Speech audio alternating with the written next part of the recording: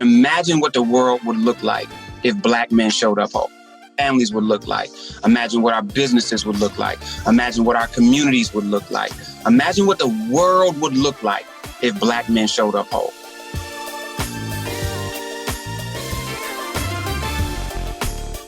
You're listening to the Redefining Wealth podcast with Patrice Washington.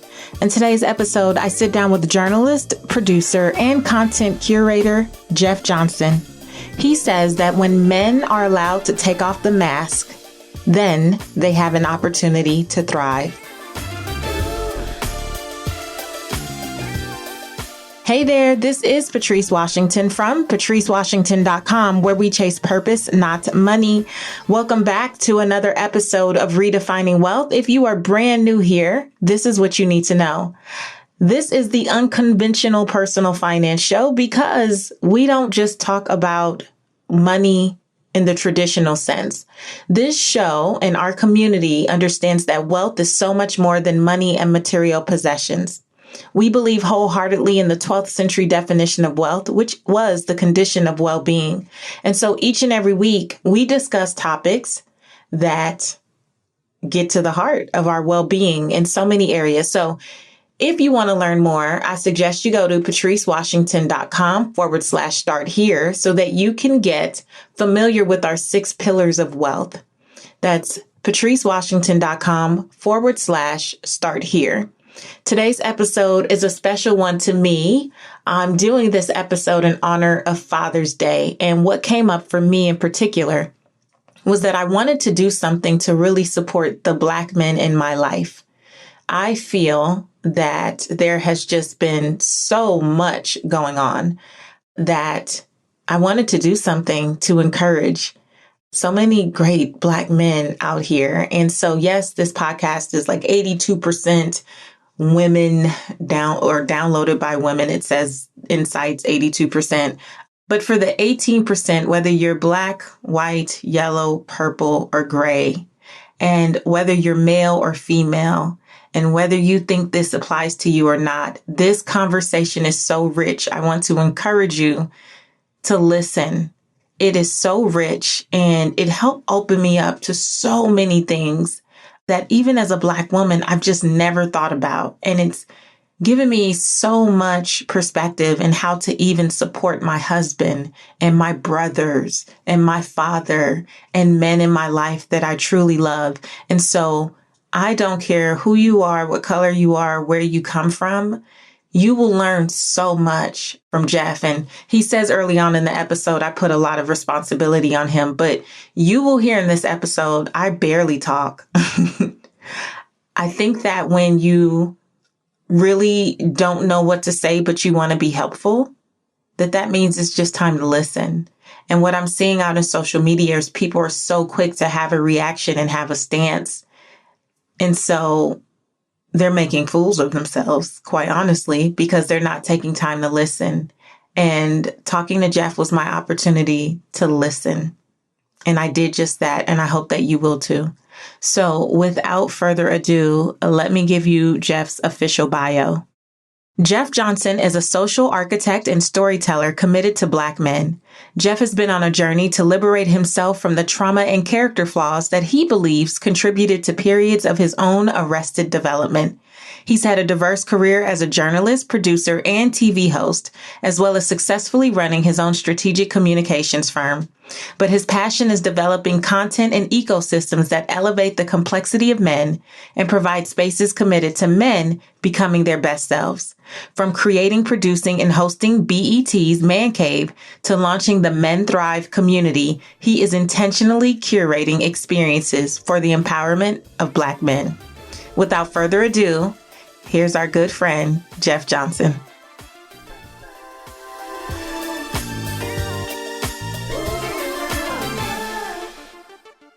Welcome to the Redefining Wealth podcast, Jeff. Hey, sis, what's up? I'm so excited that you're here. I am like in this place where I am excited and angry because you've been doing this forever and I've never been invited. And I feel abused and ignored and like a second class citizen. But I understand, when you've been on Steve Harvey's show and traveling the world and you got all these people, this poor broke dude from Baltimore who talks to your husband every now and again is not the primary interview target. So I'm excited now that in the midst of the pandemic, when you can't get with everybody you want to interview, that you were called and give me time to come on and fellowship with you. So thank you. Bless you. This is why you can't invite people in real life. Because this is how they behave. And if we didn't, it wouldn't be authentic. Like, what's the point? No, I know. Seriously, I am so incredibly thankful for the opportunity, not because you're inviting me on, but because being on is a representation of this manifestation of this growth that I've been able to, at a distance, watch you go through. And it's incredible. I am so proud to know you and know your family. But more importantly, like, you and I sat in training session together on a time before we knew exactly what we were doing or how we were doing this new iteration of who we are. And so to watch what you've done since then, which was what, 4 years ago? No, it was like 6 years ago. How? To watch how you've built this thing just authentically and been yourself, kudos to you. Thank you so much. I feel the same way. Obviously, I feel the same way. And you referenced Gerald, who the audience now knows well, my husband. And I feel just so blessed that you are one of the people that he calls friend. One of the reasons I wanted to have this conversation, I shared this a little bit before we started recording, is that, as a Black woman married to a Black man, and for such a time as this, as much as I do want to empathize, I know that I can't even scratch the surface of what I think he may be experiencing when we look at just all the changes and the challenges that 2020 has brought. Men, families in general, but Black men in particular. I just wanted to invite someone who I knew could speak into the heart and the lives of men as we head into Father's Day, too, also fathers, right? And speak to the heart of what they may be experiencing and give them hope. Yes, my podcast is 80% women, but the 20% men, they need you. They needed a voice. They needed a strong voice. And for the women, the 80% who love and support men, whether they be fathers, spouses, significant others, sons, nephews, uncles, I want them to have something that they can forward or play out loud in the kitchen, even for folks who don't want to listen to the podcast, put it on loud and hear a conversation that actually encourages them and supports them and says, hey, I see you and you're not by yourself. That's a lot of responsibility for me right now. Yeah, but you're capable. You're more than capable. You know what I realized? I mean, your husband in particular was part of a small team of people that, had it not been for them, Man Cave would have never been on TV. Mm-hmm. And so I'm forever indebted to Gerald for being part of that team that made Man Cave a reality. But that was really what that was about, right? Man Cave was not about, one, we were critical about, we are not trying to tell women how to be women at all. Like, not one episode ever did you see us as men trying to tell women what to do, because I just refuse to be part of that ridiculous pattern of content that was like we ain't even figured out how to be men good yet. But two, we weren't trying to tell men what to do either. We were attempting to be a reflection of the best and the worst and the most brilliant and insane and the most whole and the most damaged men at the same time, because in this moment it's shown us that we need to elevate the image of the complexity of men, that we are not what we sometimes show you all we are, We are not what sometimes we think we are. We are so much more than that. And so even in this conversation, if I can just reflect my own truth and share the truth that I have gotten from the other men that are a part of the work that I do, and then be super honest about the stuff I don't know, then it becomes a more authentic conversation, because you can be a financial expert that is somebody who, through a series of study and practical application, has understood how markets work, how money works, the various sciences behind how you use that money, the mechanisms that money works within. You can become an expert in that and study. You can't be no expert on men, because that means in some way, shape, or form, you know all of them. And so I just attempt to be a representative that is interested in the elevation of brothers, not somebody who proclaims to be an expert. So I want to set the stage for that, because in this social media age of self-proclaimed experts, I want it to be clear that I serve men. I don't proclaim to be the expert of. And so our conversation is rooted in that I serve men. And that in that, my job is also, how do I assist sisters in better understanding the men that they love, not trying to position women in any way, shape, or form either into who they need to be for our benefit. That's a podcast. Right there. That's a whole episode right there. So let's talk about Men Thrive, because I shared your bio, so we know the background in politics, and we know journalism, and we know you have this vast background. How did you get to this idea of launching Men Thrive? So I was making content. I wanted to make content. I realized how pervasively powerful content can be. I reached out to somebody to say, listen, I'm trying to do content that elevates the complexity of men.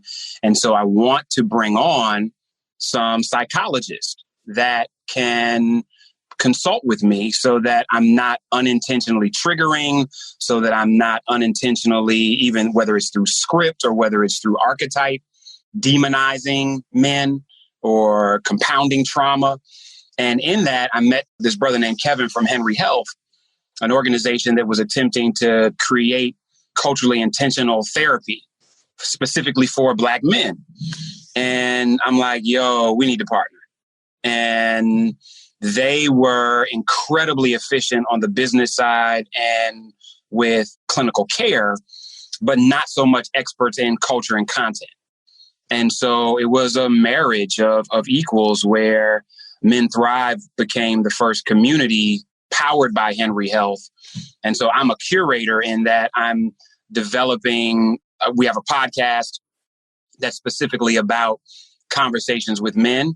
And then we're creating behavioral health, self-mastery content. So even our meditations, I have a producer. So all of the music for our meditations is original music, because I want to speak to the chakra, and I want to speak to the chakra. I want to use sonics that specifically speak to Black men. Nobody in the behavioral health space is intentional about developing something for us. And even if you talk to clinicians, most are trained to treat one trauma. Black people, poor people, but specifically Black people, are dealing with multiple compounded traumas. And can we dig into that, Jeff? Because I was really, when I went to the website and I saw meditation, the first thing I thought was probably what many people think. Do Black men meditate? Do you is this an image that we even see anywhere? I've never seen that. And I'm like, how did he get to this point?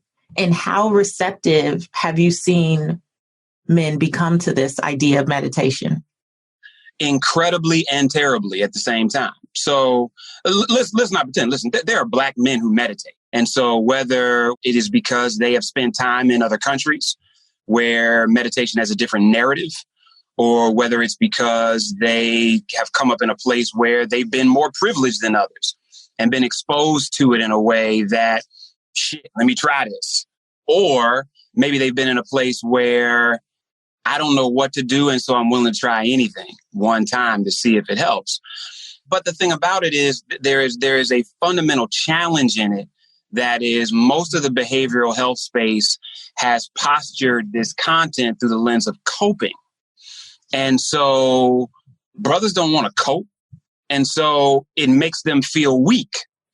And so I've had to be incredibly intentional about, think about it this way, whether you're a martial artist or whether you are a soldier, think about the greatest warriors in the history of the world throughout different places in the world culturally. And you will almost always see some form of going inward, whether it's prayer, whether it's breathing, whether it's meditation, before going into battle. Because not only psychologically, but physically, the breath, taking in and exhaling, is bringing oxygen into the body. That oxygen is filling the blood cells with oxygen, giving me a greater level of energy and putting the body in a greater level of readiness to be able to do what it is that I've been called to do. And so meditation is not about pacifying me to get beat down. It is about preparing me to go into a state of psychological, emotional, and spiritual warfare driven by a level of unification with my creator and not anger that disconnects me or stress that keeps me from the greatest sense of my purpose. Oh, that is so good. It's exciting because part of me is being driven by my own research. A part of it is connecting with real hardcore clinicians that aren't afraid of saying their job is to provide therapy to Black folks. And then part of it is just a willingness to fail. I'm telling my producer, I want you to do something so insane that when we put it out there, bro's going to be like, dude, what was you doing? Like, I didn't feel this at all. This was distracting. Because if we don't do that, we're not going to know how we get to that sweet spot. That literally to brothers in a way that they haven't been spoken to before. But it's exciting. It is. So tell me what else kind of speaks to that, those different levels of trauma that you mentioned earlier, though. So yes, there's the meditation. And yes, we understand there's like, oh my gosh, there's so many layers, as you said, to the trauma that we experience as Black people, but then also as Black men. What other ways are you using to reach men? So first, Black men suffer from the highest levels of toxic stress, anxiety, depression. Black men in America have the lowest life expectancy of any other demographic in the United States. We have to start there. We also are suffering from a cultural norm that says we are not supposed to feel. And so Black men have predominantly been raised to say, I have to be a strong, stoic figure of unemotionalness in order to be strong. So I can't feel pain. I can't feel sorrow. I can't feel hurt because that's not me manning up. I've had so many brothers talk to me recently about feeling like they had their childhood robbed of them. Because as early as 3 years old and 4 years old, we like, hey, little man, come here, little man. Don't cry, little man. Don't do this, little man. Don't feel, little man. And so what's insane is that in a world that has literally spent, and you tell me if I'm going too deep, sis, we got two things working against us. In this day and time where people are trying to now admit that white supremacy exists, and in this day and time where people, both Black, white, and other, are trying to navigate the historical accuracy of what that means through the lens of all the emotional reality that white supremacy has impacted, we don't always tell the truth or we don't always get to the root of it. And so let's be clear. The transatlantic slave trade was the largest transfer of wealth in the history of the world, which means that almost every advanced country or developed country in the world was benefiting from the transatlantic slave trade. Well, what that means is that most of the world was involved in trading Black bodies for money. It was an economy. It was an economic decision. It wasn't by and large emotional. It was economic.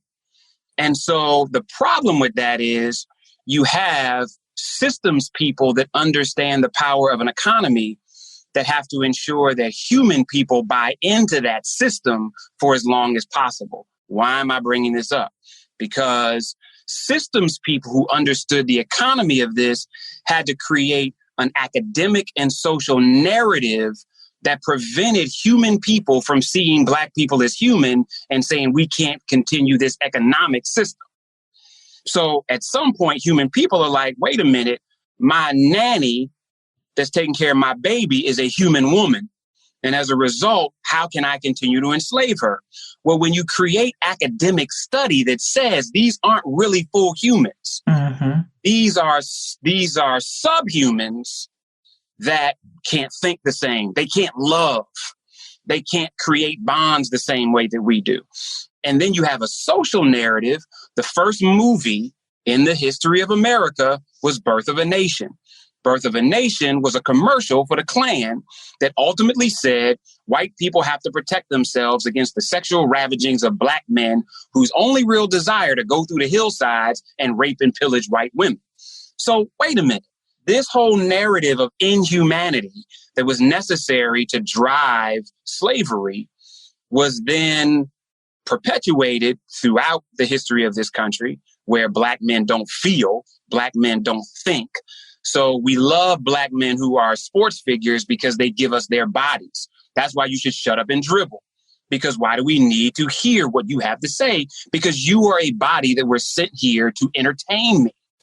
We have then embraced it because we had to survive. Right.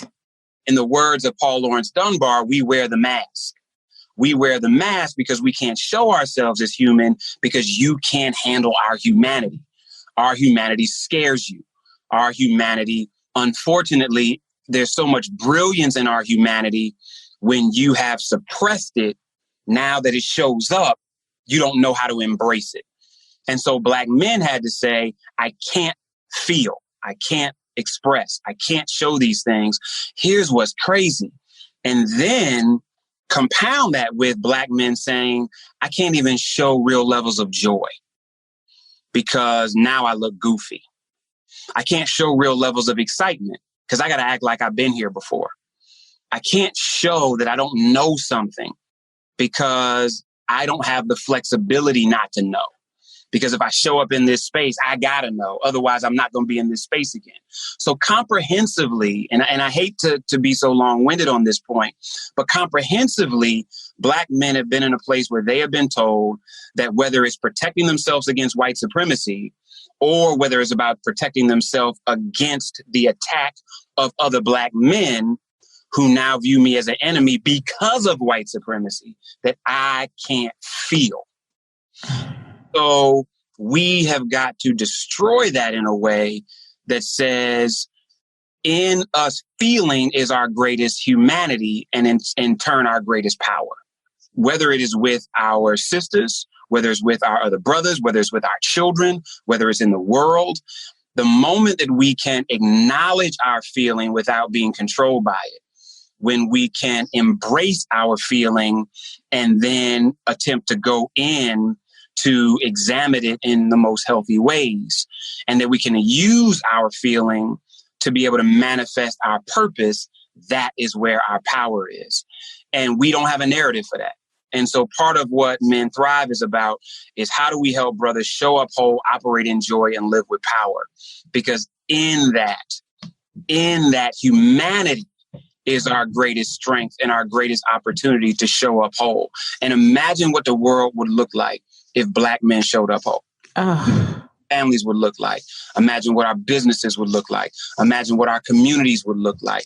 Imagine what the world would look like if Black men showed up whole. That was so good. That was so good. One thing it brought up for me, Jeff, was just this week, I looked at a short clip of IGTV from a pastor. I know he goes by PMJ out of like Alabama, I think. And the clip said, what if I'm not strong? What if I'm just numb? You know, as a Black man, I feel like I have to be seen as this strong Black man, going to your point about the feelings. And he's like, I don't think I'm strong anymore. I think I've made myself numb so that I could just survive. The brilliant and prolific Dr. Tamar Bryan and I were on a call yesterday, and we were talking to a company about how to navigate this space. And she said, I need to talk to all supervisors because she said, you may not know this term. No, just fix your face. And she was like, fix your face is a term that protected Black folks, whether it was you with your parents or whether it was you in the world, because you couldn't show how you felt. And so she said, I need you as supervisors to hear Black people when they come to you and say, this is my regular face. This is my trauma face. And so people are misdiagnosing all the time our strength. Taraji and I were doing a conversation around mental health. And she was like, the worst thing anybody can say to her is that she's strong. She said, because the moment you say Black women are strong, you dehumanize them. Yes. Put them in a position where they have to be that. And you rob them of the moments when they need to be protected. And so as we talk about this dynamic between us as men and women, you know, I got a lot of kids. And so we have to have restorative justice conversations in our house, because there's times when we can't be unintentional about who did what to who and how it affected the family. And we were having a conversation one night, and two of my sons had checked out of the conversation. And my wife was talking, and she was like, will y'all look at me when I'm talking to you? And they shifted. And I didn't say anything. Like, I'm just sitting there. And then my daughter was talking, and these two little dudes was checked out. And I was like, yo, can y'all look at Madison when she's talking? And I immediately was like, baby, I'm sorry. Like, baby, I am sorry. Like, in this moment, I recognize that I see you as so strong that you don't need me to do what I just did for Madison. Mm. And it's a question of if you need it or not. It's a question of, I am making you superhuman. So whether you need it or not, my job as your partner is to not force you to have to be strong all the time. Mm-hmm.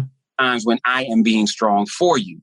Equally, with Black men, we have been in a place where we have been told this is who we need to be. And so in many cases, we're numb to this notion of anything else.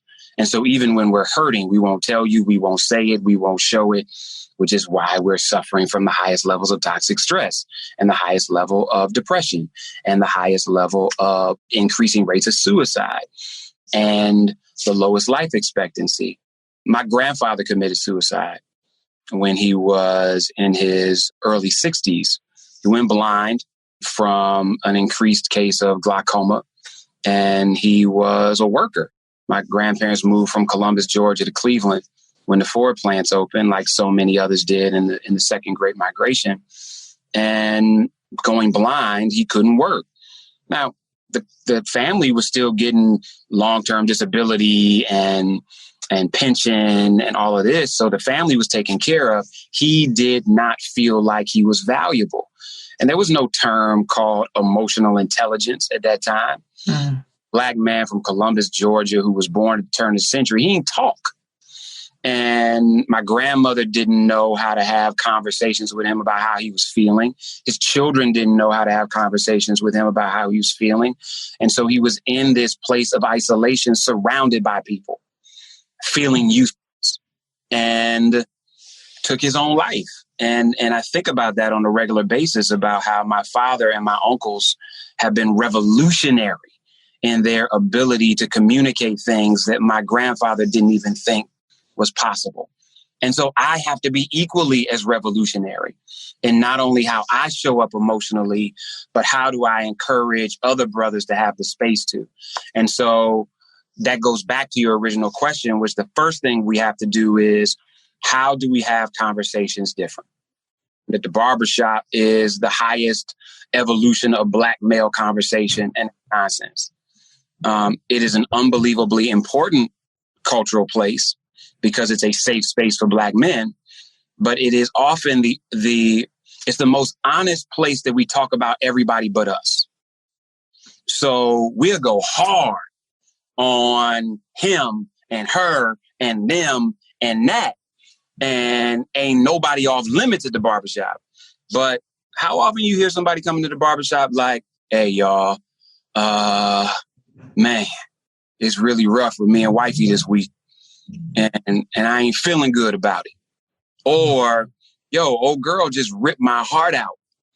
And I don't even know how to pretend like I care. Or as much as I wanted this marriage to be over, I still feel like part of me got murdered. Or I don't know how to father these kids in this moment because I done watched Moana 35 times and now I don't know what the hell to do. You don't hear that at the barbershop. I've had conversations with so many brothers. I mean, it's crazy. Like, we have had relationships with each other for 5 years and 10 years and 15 years and 20 years and ain't had one real conversation. Oh. Because at no point have I shared with you the stuff I'm embarrassed about. And so conversation I'm having with brothers, and listen, I'm one of those dudes.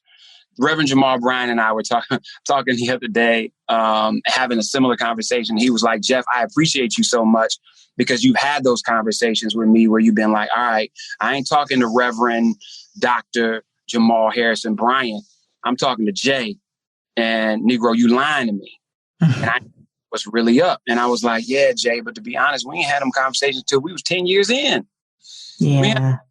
In our 9th year and 8th year and 7th year and 6th year and 5th year and 4th year of friendship. And I can point to areas where we made mistakes that were preventable if we had been accountable to each other as men and not celebratory of each other as boys. And so accountability with men is about how are we honest with each other about the things that we're most embarrassed about. And so brothers have to practice that with one person first. Who is the brother that you feel most comfortable with being naked in front of with the stuff that you don't want to talk to about anybody else? And what's the one thing that you will do to try to test it? And so when is that moment that you will ask that brother if you could borrow some money? When is that moment where you would tell that brother that you ain't doing good? When is that moment that you will talk about that thing that you did that you are ashamed of? And then watch how he responds.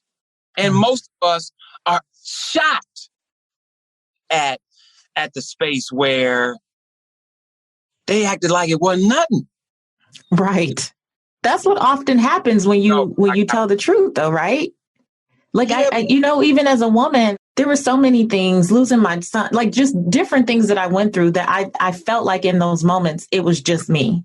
And I have the strong friend label, right? So been strong friend since I was a child, the person that could hold everybody else's stuff, but didn't always have people to hold my stuff. So to PMJ's point, I went from, am I really strong or have I just numbed myself to feelings in a lot of ways and just keep plowing through and going on? And then you finally have a conversation with someone. And the answer is yes to both.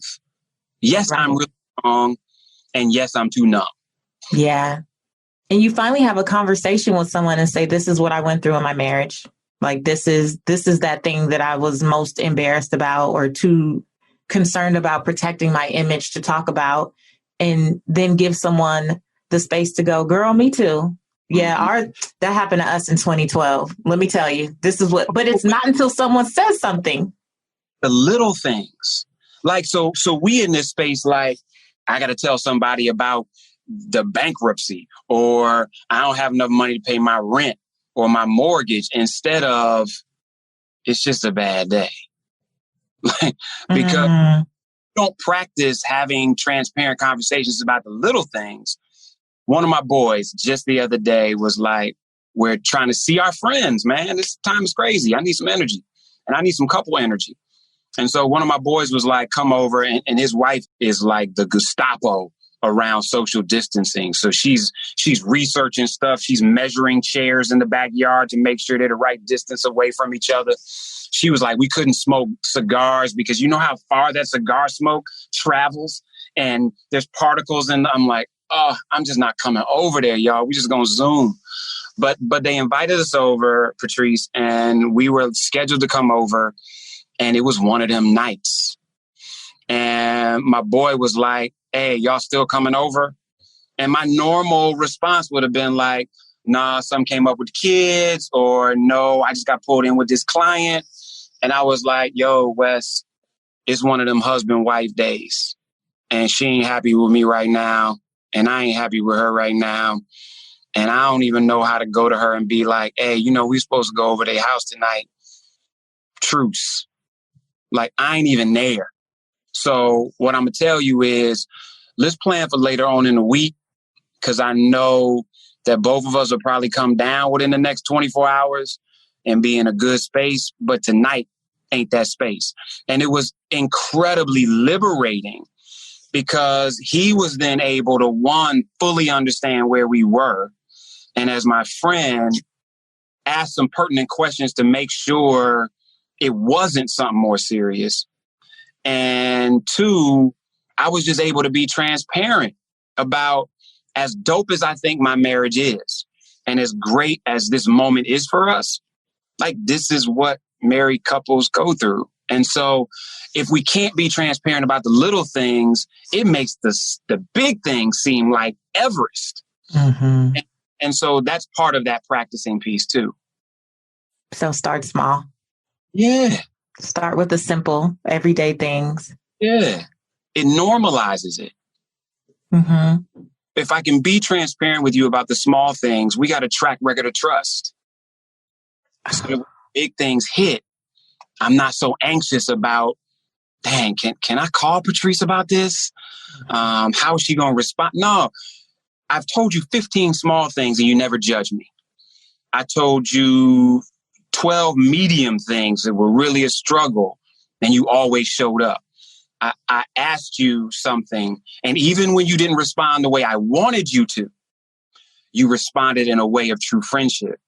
And so now when this heavy thing comes, I actually need to talk to Patrice, because I know it's the safest space that I have, because not only has she ain't just, some people, you go into their house and you know that they just, it's just a place that they go to, versus you go to somebody's house and they done feng shui that joint out.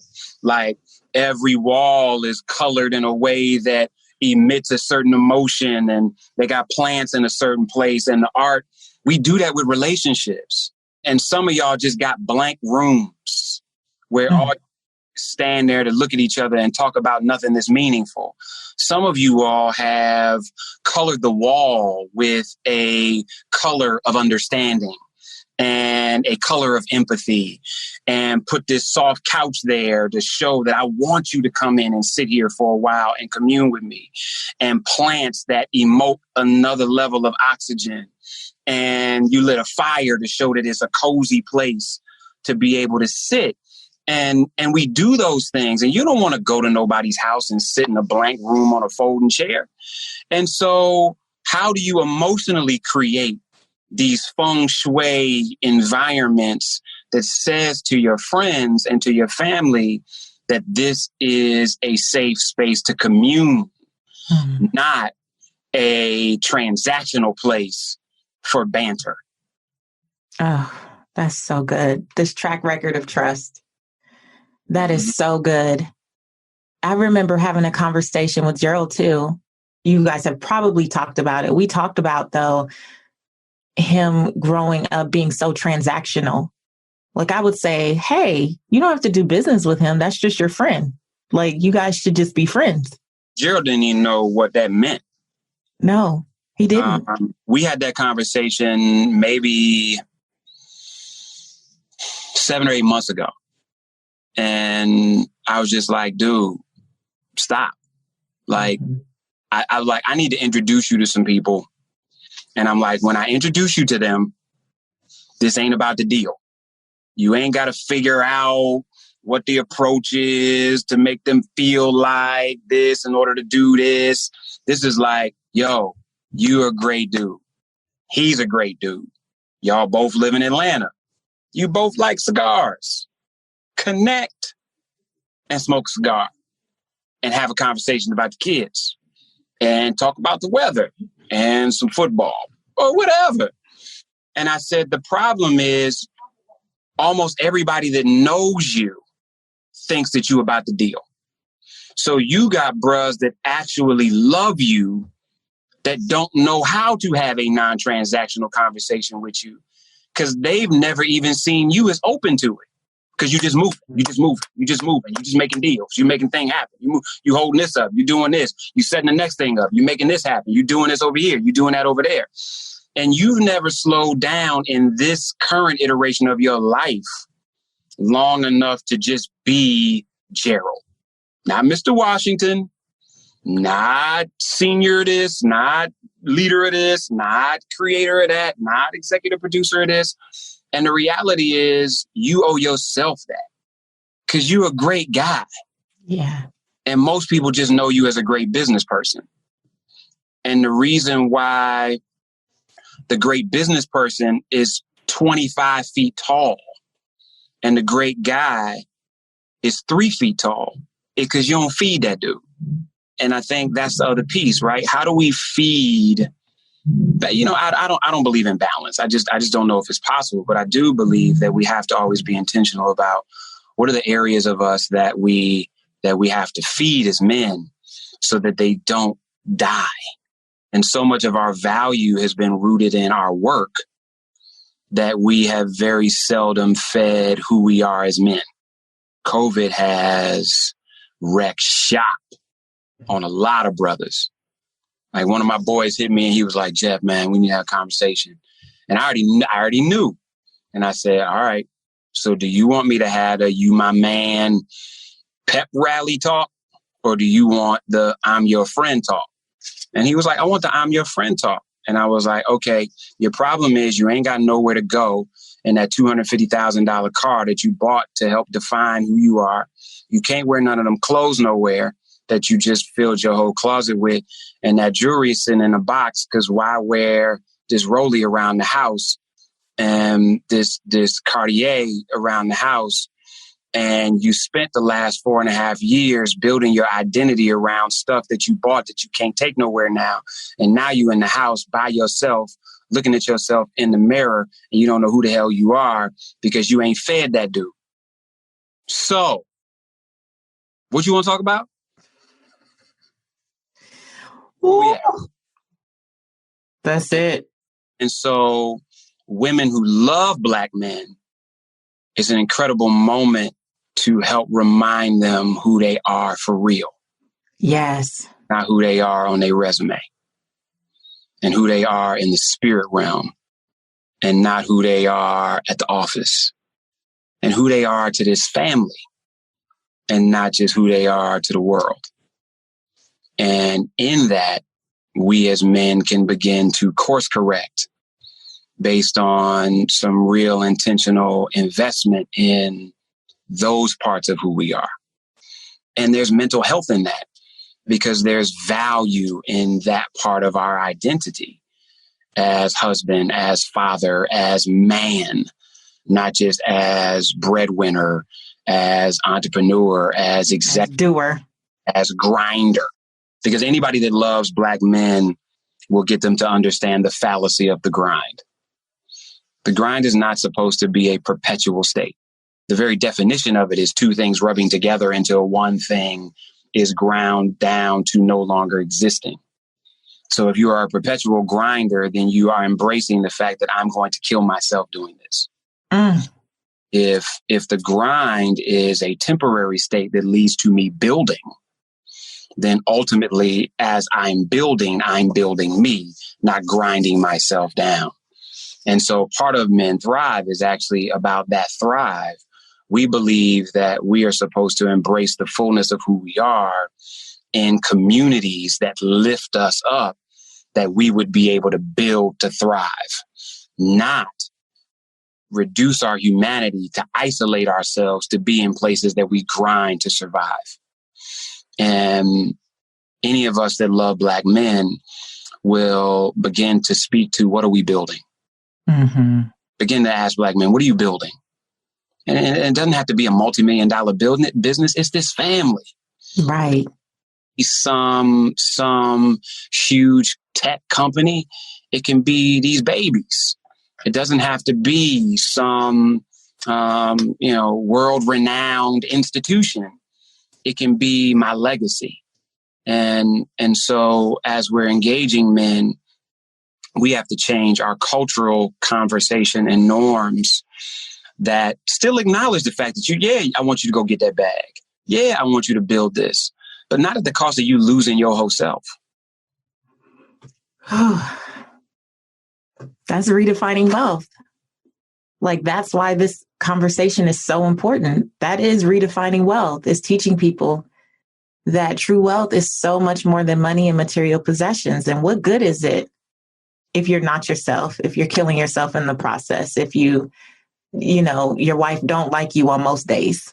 Like, we can not like y'all some days, but not all the days. Like, that speaks to something else going on. Or your children don't really know you, don't have respect for you, don't have a genuine relationship with you. What good is all the stuff? Mm-hmm. What good is the grind if at the end of your life you look back and you don't even know who you really were and why you were here? When I think about my dad, I lost my dad 7 years ago. And when I think about him, the single most profound memory is the feel of his beard against my face when he kissed me every night before he went to bed. It wasn't the business he built. It wasn't the cars he drove. It wasn't the house he lived in. It wasn't the life that he provided for me. It was the feel of his beard against my face when he would kiss me goodnight before he went to bed. And I'm talking about the 2 years he lived with my wife and I before he passed, let alone my earliest memory being him tickling me. And my dad wasn't perfect. And there were times that he was more into work than he was available. But what I remember is his touch. And I'm talking about me as a 47-year-old man. I remember my daddy's touch. And I appreciate all the other things. They're real. I'm not here. I'm not where I am right now without my father. But what I remember is his touch. What I remember is his voice, and all the other stuff I'm thankful for.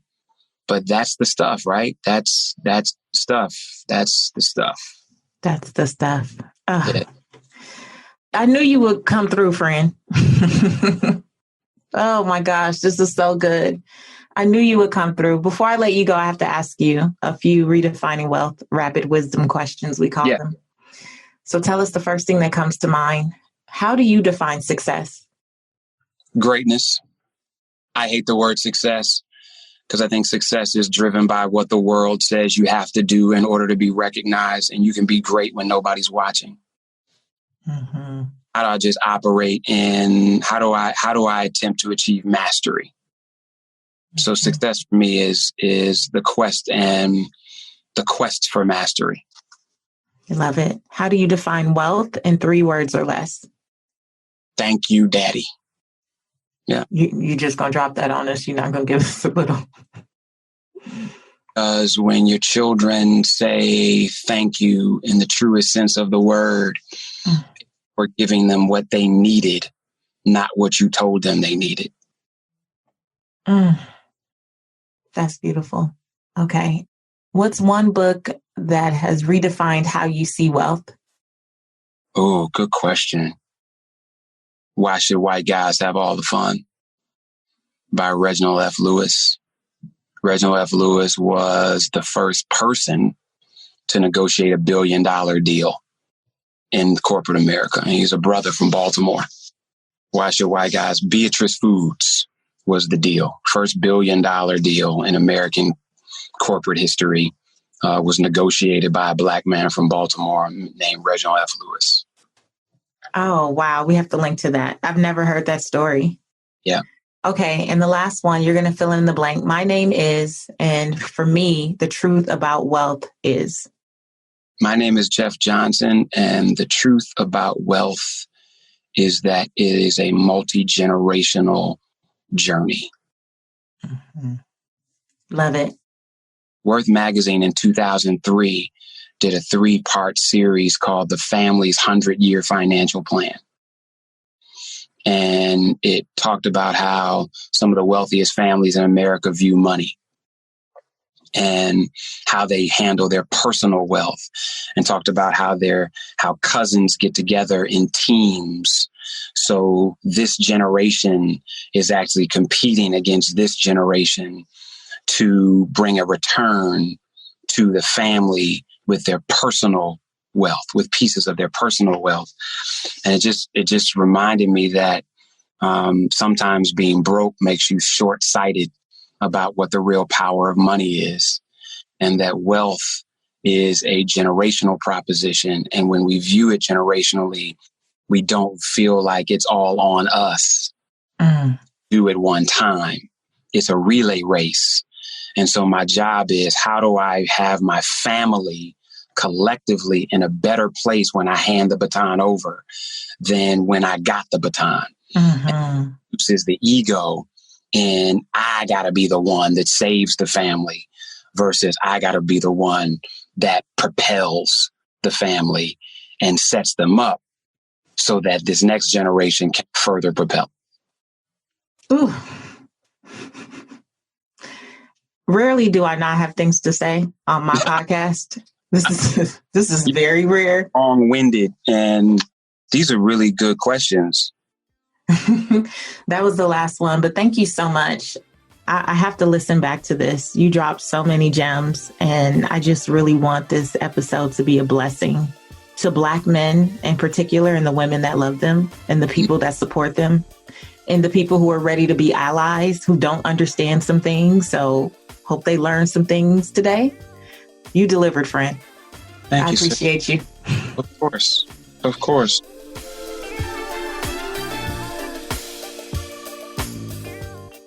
I just love this conversation. Oh my gosh. I'm going to have to listen again. I'm going to have to listen again and again. And one of the things that just really hit me, even after I got off the interview with Jeff, was that idea of building up little trust, being able to tell people the little things so that you could trust them with the big things. And I know personally, as someone who has worn that kind of label or badge of honor as the strong one, that when I go through even small things, I don't share. I don't always express it. It's a constant thing. You've probably heard me talk about it in the past on the podcast. It's a constant thing because I think, well, that's too little and that don't nobody have time to complain about, you know. Have you ever asked someone, well, how are you? And they go, well, you wouldn't care anyway, or it's not worth talking about. But sometimes the small things are worth talking about, right? Because we don't have to just carry that. We don't have to just hold that by ourselves. And there's just so much. There's so much. But the bigger point of this whole episode was being an encouragement to men, and in particular, Black men. So please share this episode with the men in your life. And happy Father's Day. Happy Father's Day to all that are listening. And a big shout out to Jeff. menthrive.com is a phenomenal site. He calls it a love letter to Black men. It's a community that's curated to proclaim the generational toxic stress, depression, and anxiety standing in the way of Black men living their best lives. And I want you to pull up menthrive.com and share it. There's a podcast, there's a blog, there's the meditations that Jeff talked about. Please share it, because you don't know, right? We don't really know what's going on in the back of a man's mind when he's pretending to be strong. We have no idea, right? And sometimes we don't know until it's too late, unfortunately. And before I forget, I wanted to mention that Jeff also has another amazing initiative that he just launched. It's at journacy.com. That's JOURNACY.com. And Journacy is a company committed to meeting fathers on their unique journey to providing legacy for their kids.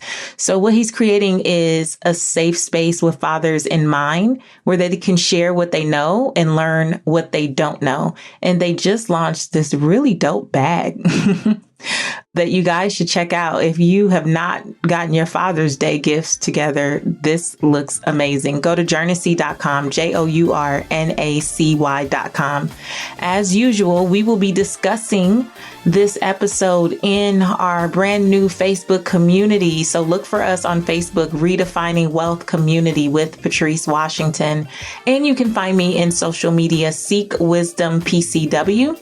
Seek Wisdom PCW. I would love to hear your thoughts on this episode. Make sure you share, subscribe, rate, review, all that good stuff. And as always, I want you to go live your life's purpose, find fulfillment, and earn more without ever chasing money. Talk to you later.